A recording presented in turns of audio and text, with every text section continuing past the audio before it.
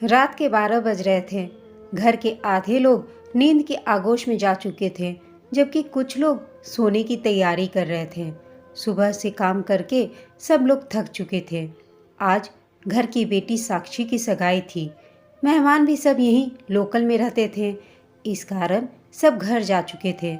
घर की बहू सुधा और छोटी बेटी साक्षी रसोई में अपना काम निपटाकर थकी मांदी सोने जा रही थी कि तभी अचानक घर के दरवाजे पर दस्तक हुई।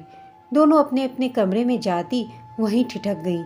एक दूसरे की शक्ल देखने लगीं कि इतनी रात को कौन आया होगा। तभी दोबारा दरवाजे पे दस्तक हुई। अब की बार आवाज़ तेज थी। अब इतनी रात को सीधा जाकर दरवाज़ा खोल देने में कोई समझदारी तो नहीं थी, इसलिए सुधा जाकर अपने पति पवन को जगा लाई। पवन ने दरवाजे के पास आकर पूछा, कौन है? बाहर से बस इतनी ही सी आवाज़ आई, मैं। उसके बाद रुद्र की आवाज़ आने लगी। शायद जो कोई दरवाजे पर था वो कोई रो रहा था। आवाज़ में भी अजीब सी लड़खड़ाहट थी, इसलिए यह समझ में ही नहीं आया कि कोई जान पहचान वाला है या अजनबी।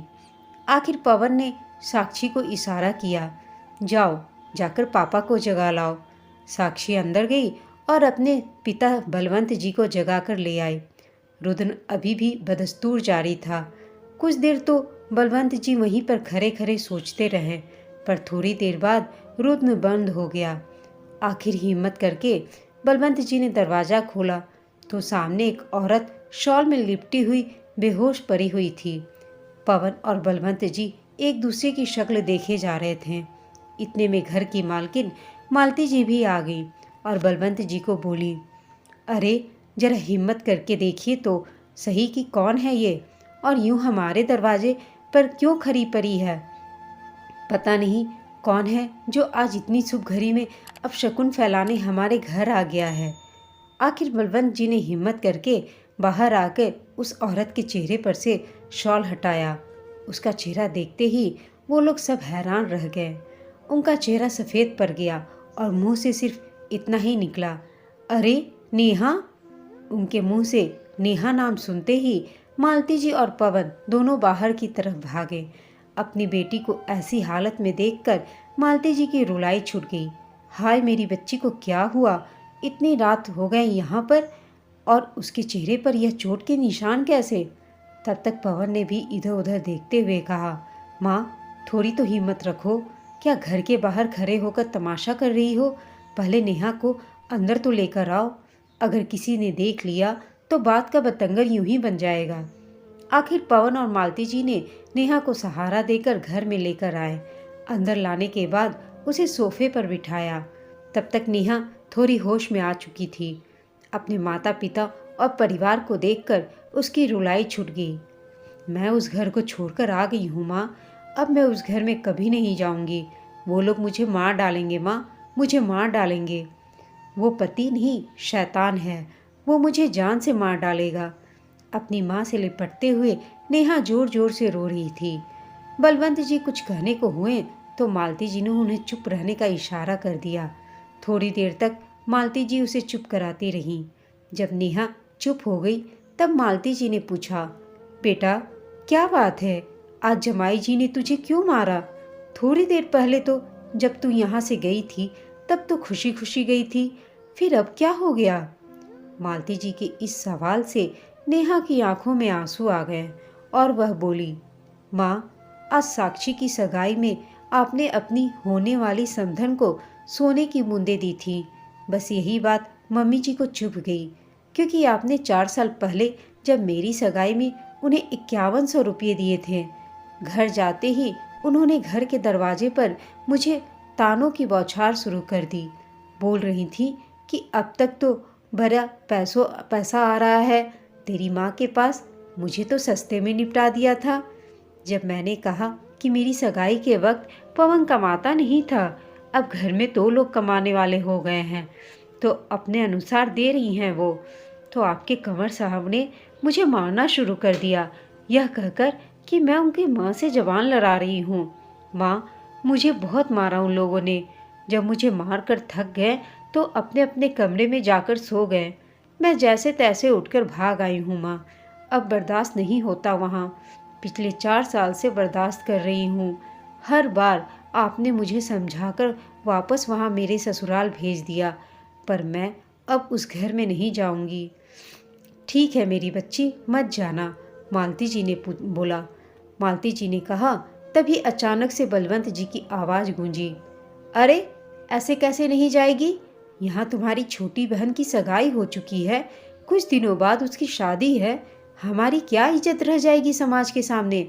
हमें तुम्हारी शादी करनी थी, वो हमने कर दी। अब तुम्हारा ससुराल ही तुम्हारा घर है और तुम हो कि लड़ झगड़ के अपना घर छोड़ कर आ गई। अब क्या बैठ करके मैं तुम लोगों के घर के मामलों को ही सुलझाता रहूँगा? नेहा की बात सुनकर बलवंत जी चिल्लाते हुए बोले। अपने पापा की आवाज़ सुनकर नेहा और घबरा गई। इधर मालती जी ने उन्हें चुप कराने की कोशिश करने लगी। उस पर बलवंत जी और भड़कते हुए बोले, समझा लो अपनी लाडली को, अब ये ससुराल की हो चुकी है, इसे ससुराल तो जाना ही पड़ेगा। अरे, अपनी टेक में ये अपनी छोटी बहन का घर बसने से पहले ही तोड़ देगी। मैं बुला रहा हूँ समधन जी को और कंवर शाह को, यह कल चुपचाप यहाँ से चली जाएगी। तुम्हें जितना लाड लड़ाना है रात भर लड़ा लो, समझी तुम? यह कहकर बलवंत जी गुस्से में अपने कमरे में चले गए।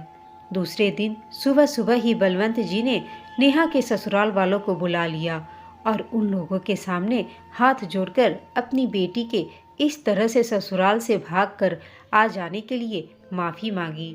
तब उनकी समधन जी मुंह बनाते हुए बोली, अभी कुछ दिन इसे अपने पास ही रखिए समधी जी, ताकि थोड़ी अकल ठिकाने आ जाए इसकी। कल को उठकर कहीं और भाग गई तो हमारा गला पकड़ने आ जाएंगे आप। उनकी बात सुनकर बलवंत जी ने एक नज़र गुस्से में नेहा की तरफ देखा और फिर समधन जी की तरफ देखते हुए कहा, नहीं नहीं समधन जी, अब ऐसा कुछ नहीं होगा, मैं वादा करता हूँ आपसे। ठीक है, आपके वादे पर हमें विश्वास है, पर समधी जी, इस बार तो आपने अच्छी नहीं करी। नई समधन के लिए आपके पास देने के लिए कानों के सोने के बूंदे आ गए और हमें तो आपने सस्ते में निपटा दिया। 2 बेटियां हैं तो दोनों को बराबरी का दर्जा देना चाहिए था आपको, साथ ही उनके ससुराल वालों को भी। समझ रहे हैं ना आप मैं क्या कहना चाहती हूँ? समधन जी अपनी कुटिलता पर आते हुए बोली। बलवंत जी उनकी बातों को झेप गए। फिर उन्होंने अपनी झेप मिटाते हुए कहा, हाँ समधन जी, मैं सब समझ रहा हूँ। साक्षी की शादी में मैं आपको विदाईगिरी अच्छे से दे दूँगा और इस बार आपको शिकायत का मौका नहीं मिलेगा।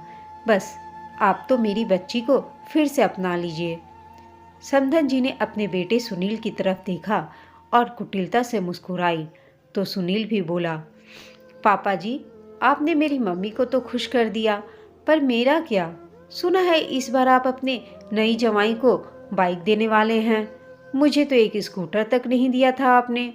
सुनील की बात सुनकर मालती जी और पवन के माथे पर पसीना आने लगा कि कहीं बलवंत जी बाइक के लिए हाँ ना कह दें। एक तो शादी का खर्चा, ऊपर से यह सब। पर तभी बलवंत जी बोले, कंवर साहब, उस समय हमारी इतनी हैसियत नहीं थी कि हम आपको बाइक दे पाएं। अब आप भी समझिए हमारी मजबूरी। शादी को कुछ ही दिन बाकी हैं, इतना सब खर्चा कैसे हो पाएगा? उनकी बात सुनकर नेहा का पति सुनील फिर से बोला, फिर तो आप अपनी बेटी भी अपने पास ही रखिए। साक्षी की शादी के बाद ही डिसाइड करेंगे कि इसका क्या करना है। अरे दामाद जी, आप तो नाराज हो गए। मेरे कहने का मतलब वो नहीं था। देखिए, अभी साक्षी की शादी हो जाने दीजिए। जब हमारा हाथ खुल जाएगा तो फिर कभी देख लेंगे। आप तो मेरे दामाद हैं, मेरी मजबूरी तो समझिए। बलवंत जी ने उन लोगों के सामने हाथ जोड़कर कहा। नेहा अपनी नम आंखों से यह सब देख रही थी। अपने स्वाभिमान को तार तार होते हुए वह सब देख रही थी। उसके मायके वालों ने और उसके ससुराल वालों ने उसे फुटबॉल समझ रखा था, जो लात मारकर सिर्फ एक दूसरे के पाले में डालने के लिए लालायित बैठे थे। आखिर में समधन जी बोली, देखिए समधी जी, जब तक साक्षी की शादी नहीं हो जाती आप नेहा को यहीं रख लीजिए। साक्षी की शादी के बाद डिसाइड करेंगे कि नेहा का क्या करना है। और रही बात लोक लाज की, तो कह दीजिएगा कि इसे साक्षी की शादी की तैयारी करवाने के लिए मायके वापस ले आए थे। आपकी बात भी रह जाएगी और हमारी भी। बस अब हम चलते हैं और आपने जो कहा है उसका ध्यान रखिएगा। मेरे कान के सोने के बूंदे और अपने दामाद के लिए बाइक। यह कहकर समधी जी हाथ जोड़कर खड़ी हो गई। आखिर में बलवंत जी इतना ही कह पाए, समधन जी आप लोग शादी में जरूर आइएगा। मैं वादा करता हूँ इस बार आप लोग खुश होकर ही जाएंगे।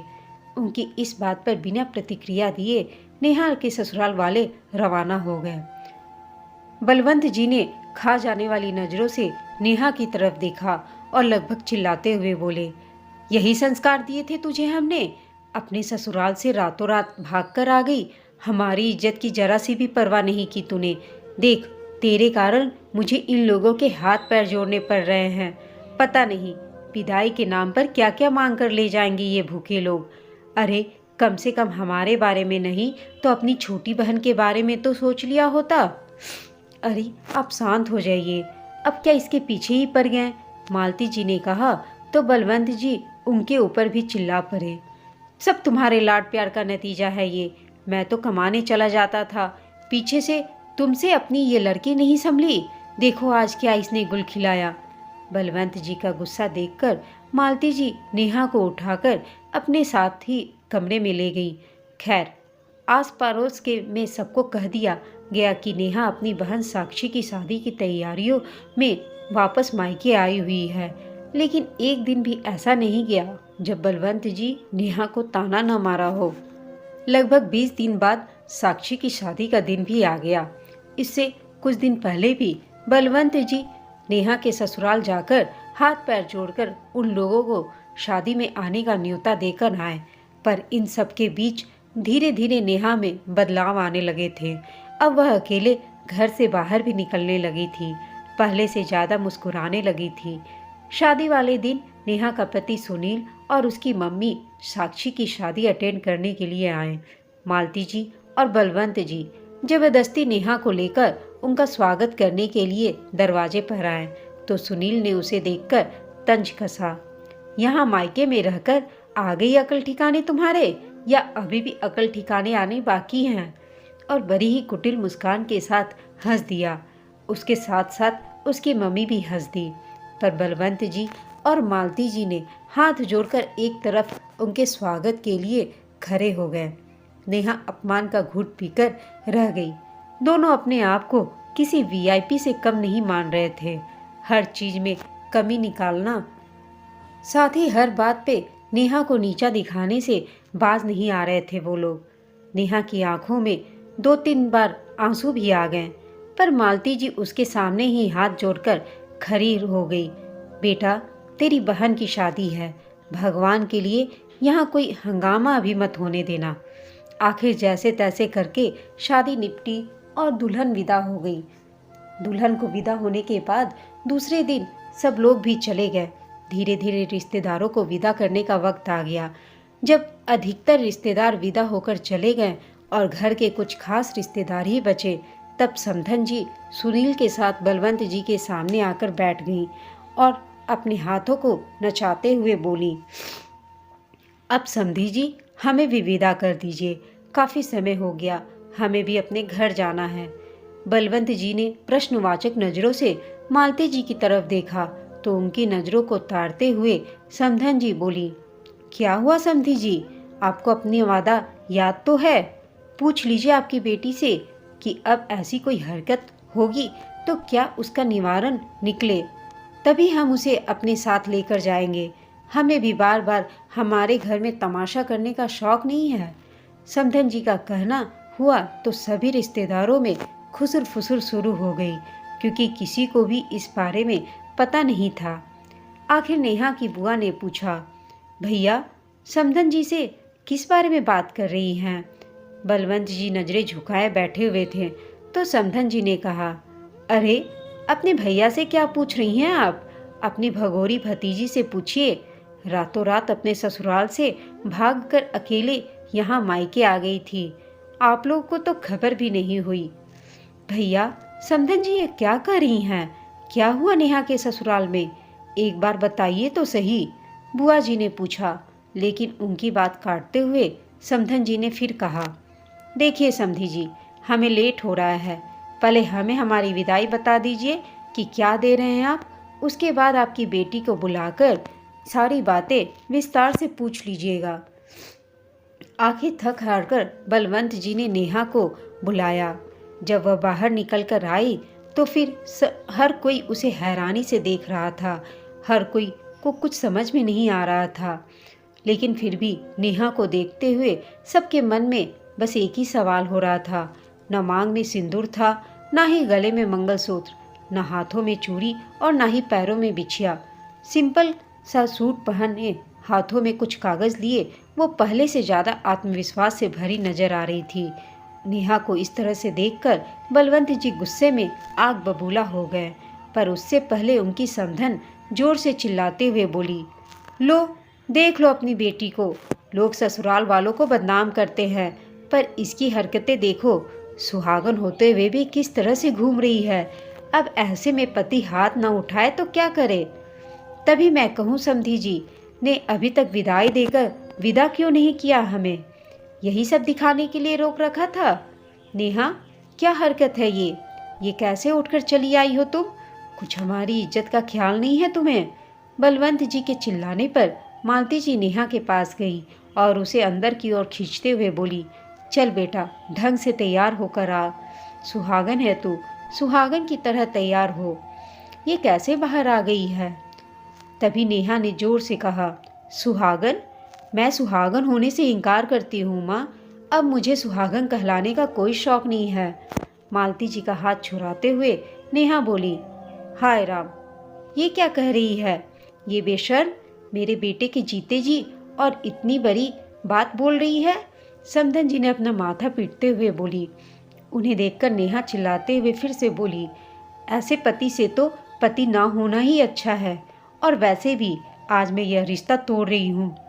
नेहा ने अपने हाथ में जो पेपर लिए थे वह सुनील के हाथ में थमाते हुए कहा, ये रहे तलाक के पेपर। तुझे जैसे इंसान से मुझे छुटकारा मिलना चाहिए जो बीवी को बीवी नहीं समझता है। नेहा, क्या कर रही हो तुम? पागल तो नहीं हो गई हो? कम से कम अपने पिता की इज्जत के बारे में तो सोचो। हाँ, पागल हो गई हूँ मैं। शायद पागल तो मुझे बहुत पहले हो जाना चाहिए था। हर बार ये लोग मुझे मारते और आप लोग मुझे समझा बुझाकर वापस ससुराल भेज देते। क्यों करूँ मैं आपकी इज्जत की परवाह? थप्पड़ मुझे पड़ती है, बेरहमी से मुझे पिटा जाता है, दर्द मुझे होता है। आप लोगों का क्या? आप अपनी इज्जत लेकर बैठे रहते हो। किसी को मेरे दर्द की परवाह नहीं, तो मैं क्यों आपकी इज्जत की परवाह करूं? नेहा ने कहा तो मालती जी नजरें झुकाकर खड़ी हो गई। बलवंत जी लगभग चिल्लाते हुए बोले, अगर तूने रिश्ता तोड़ा तो फिर तुझे इस घर में भी जगह नहीं मिलेगी, क्योंकि समाज में बहुत बदनामी हो जाएगी हमारी। नेहा ने कहा, मुझे भी आपके घर में रहने का कोई शौक नहीं है पापा। आप क्या मेरे मरने का इंतजार कर रहे हैं? उस दिन इतनी बेरहमी से पीटा इन लोगों ने, फिर भी आप मुझे उसी घर में जाने के लिए कह रहे हैं। आपकी बेटी जब लाश बन जाएगी तब तो सुकून मिल जाएगा ना आपको? नहीं रहना मुझे आपके साथ। मैंने स्कूल में नौकरी ज्वाइन कर ली है और हॉस्टल में रहकर अपनी ज़िंदगी बिता लूँगी। पर ना मुझे ऐसे मायके वालों की ज़रूरत है और ना ही ऐसे ससुराल वालों की, जिसे अपनी बेटी नहीं दिखाई देती और जिसे अपनी पत्नी नहीं दिखाई देती, उसका दर्द नहीं दिखता। उसकी बात सुनकर बलवंत जी कुछ नहीं कह पाए और चुपचाप नजरें झुकाएं सोफे पर बैठ गए। समाज भरा तुम्हें इज्जत से रहने देगा और इस स्कूल की छोटी सी नौकरी में तुम्हारा जीवन बिताने की बात कर रही हो? अच्छे से आटे दाल का भाव पता चल जाएगा, सुनील ने कुटिलता से कहा। तो नेहा उसकी तरफ देखकर बोली, माना कि स्कूल की छोटी नौकरी है, तनख्वाह कम है, पर स्वाभिमान से तो जी पाऊंगी सुनील। और आटे दाल के भाव की बात तो तुम मत करो। तुम्हारे मुंह से अच्छा नहीं लगता जो छोटी छोटी चीज़ के लिए मेरे मायके की तरफ मुंह ताकते हैं। कम से कम अब मैं अपनी ज़िंदगी अपने तरीके से जीऊँगी। यूँ फुटबॉल की तरह एक पाले से दूसरे पाले में धकेली नहीं जाऊँगी। और इस गलत फहमी में मत रहना कि तुम्हें इतनी आसानी से मैं छोड़ रही हूँ। बदले में तुमसे भरण पोषण के पैसे भी लेकर रहूंगी। तुम्हें क्या लगा कि मैं तुम्हें यूं ही छोड़ दूंगी? सुनील ने कहा, एक फूटी कौड़ी ना दूं तुझे तो मैं, समझती क्या है अपने आप को? अपने मायके बुलाकर बहुत इज्जत उतारी है हमारी। नेहा की सास अभी भी हार मानने को तैयार नहीं थी। भूल कर भी ऐसी हरकत मत करना। आप लोग नहीं देंगे तो कोर्ट से पैसे निकलवाऊंगी, पर अब तो मैं अपनी वाली पर आ चुकी हूँ, सब करके दिखाऊंगी। नेहा की बात सुनकर उसकी सास और सुनील तुनकते हुए वहां से निकल गए। वहीं नेहा भी अपने दोनों हाथ जोड़कर अपने माता पिता से विदा होकर लेकर हॉस्टल में रहने चली गई। कुछ दिनों के बाद नेहा का तलाक हो गया, पर उसने अपने भरण पोषण के लिए सुनील से एक मुश्त राशि भी ली। आज हॉस्टल में रहकर स्कूल में नौकरी करते हुए नेहा अपने स्वाभिमान के साथ जी रही है और मुस्कुरा रही है। दोस्तों, आपको यह कहानी कैसी लगी हमें कमेंट करके बताइएगा। साथ ही कहानी अच्छी लगी हो तो इसे लाइक, शेयर और चैनल को सब्सक्राइब करना ना भूलिएगा। कहानी सुनने के लिए आप सबका धन्यवाद।